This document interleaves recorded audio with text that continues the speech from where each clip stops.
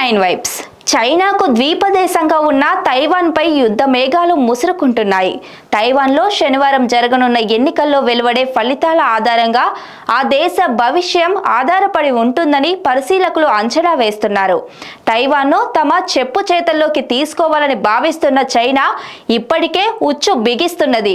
ద్వీపకల్పాన్ని అష్టదిగ్బంధనం చేసిన చైనా ఆ దేశ కమ్యూనికేషన్ నెట్వర్క్లను కూడా తమ స్వాధీనంలోకి తెచ్చుకుంటున్నట్టు తెలుస్తున్నది.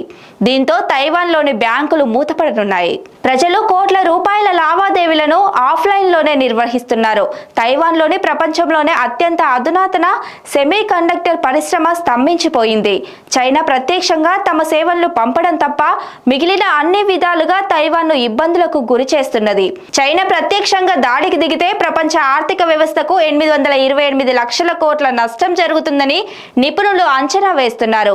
స్వయం ప్రతిపత్తి పాలనలో ఉన్న తైవాన్ను చైనా తనదిగా భావిస్తున్నది.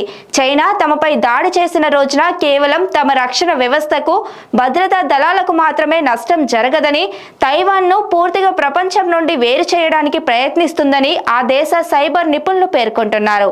ఇప్పటికే తైవాన్ కంప్యూటర్ నెట్వర్క్ పై ప్రతిరోజు లక్షల సంఖ్యలో దాడులు జరుగుతున్నాయని తైవాన్ జాతీయ రక్షణ భద్రతా పరిశోధన సంస్థ నిపుణుడు క్రిస్టల్ 2 చెప్పారు. ఇప్పటికే కొందరు తమ నెట్వర్క్ ను వారి స్వాధీనంలోకి తీసుకొని ఆ రోజు కోసం ఎదురు చూస్తున్నారని అన్నారు. చైనా ఆక్రమణను ప్రకటించగానే వారు తమ టెలికమ్యూనికేషన్లు, ఇంధనం, ఆర్థిక రంగాలను స్తంభింప చేయగలరని పేర్కొన్నారు.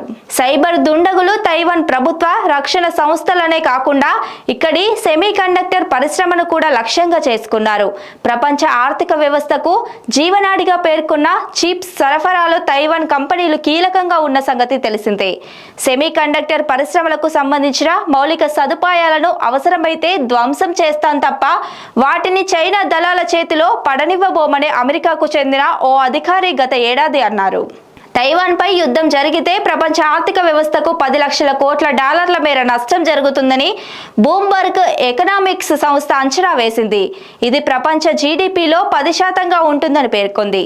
ఇది ఉక్రెయిన్ యుద్ధం కన్నా, కరోనా మహమ్మారి కన్నా, ప్రపంచ ఆర్థిక సంక్షోభం వల్ల జరిగిన నష్టం కన్నా ఎక్కువ అని తెలిపింది.